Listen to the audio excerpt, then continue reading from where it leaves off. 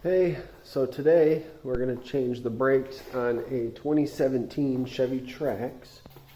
You can see behind me, it's my wife's car. So she got it back from the dealership after having some service done, and when she went to hit her brakes, the thing felt like it had warped rotors. Pretty bad. So the whole car was shaking. So I think the back ones are squeaking, so those parts are on order. So we're going to jack it up, get tearing under it. So I'll show you the process.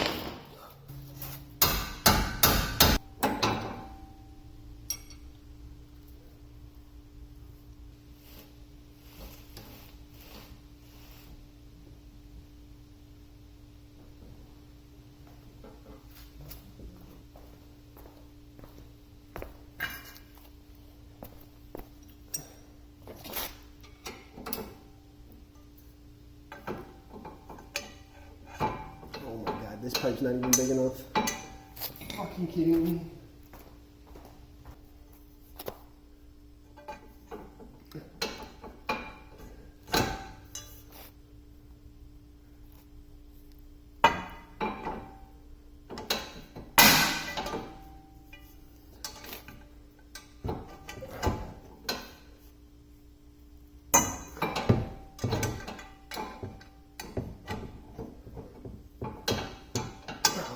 You.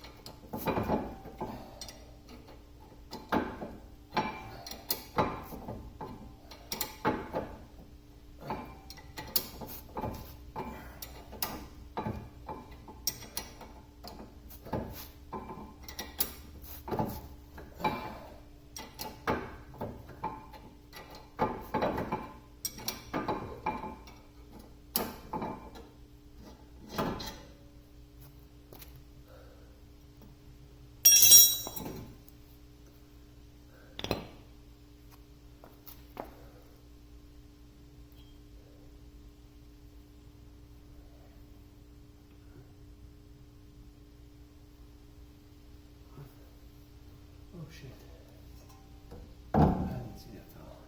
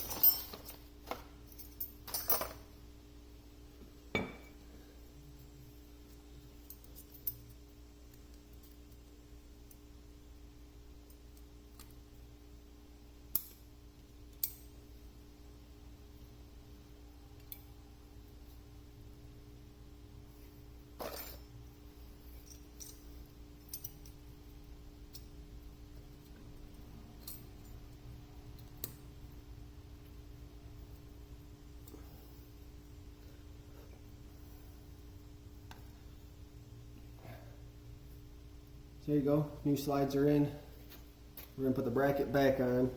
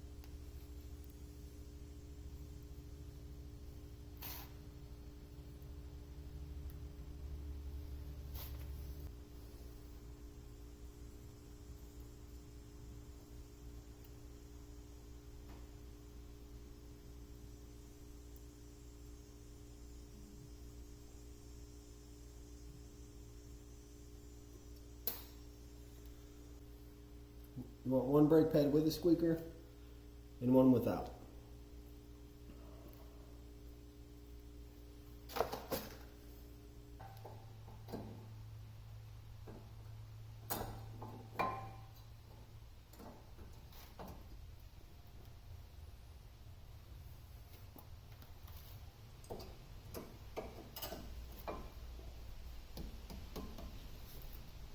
Squeaker tab one on the inside. It won't fit with the other pad in the back. Alright, so time for brake caliper to go back on.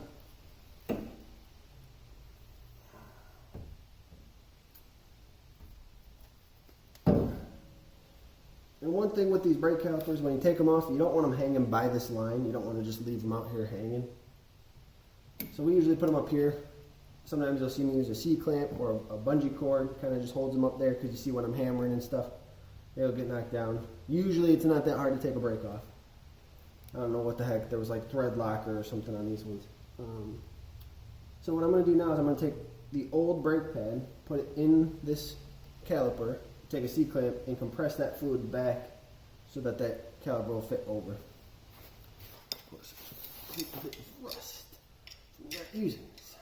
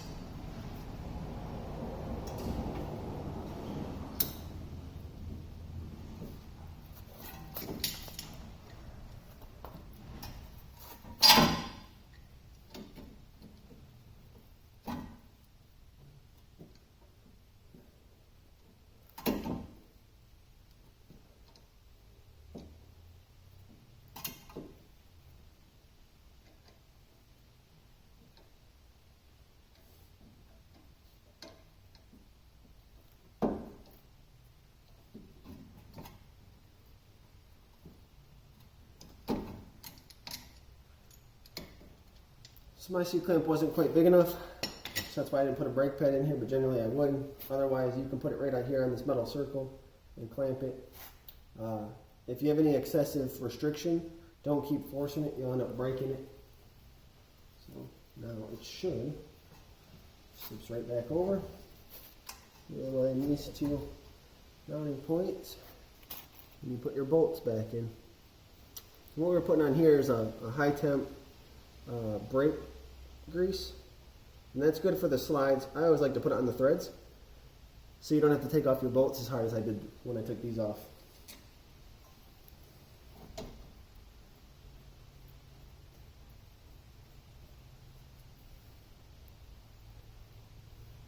Now you'll notice I didn't spray any cleaner on the actual rotor itself. These were bagged up. I didn't ever touch the surface of the brake rotor, so I'm not putting any oils on it or anything. And these particular brake rotors have a coating on them, and that coating is meant to burn off. So, alright. Now in the video I didn't talk too much during the first stage, but again, I'll reiterate, 10mm socket for your caliper bolts, 18mm wrench or socket for your bracket bolts. And that's it. You only need those tools.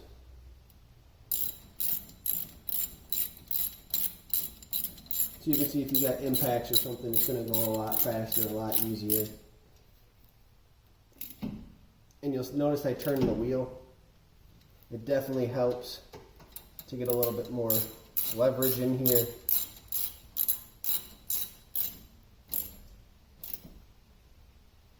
Alright, now there's probably specific torque specs for all of these as well. If you've got your books handy, follow those torque specs. Otherwise, snug them up pretty tight, but don't reef the crap out of them. And that's pretty much it for this side. So that's how you change your brakes. We're going to just put the wheel back on the lug nuts and this side will be done. So you repeat the process for the other side.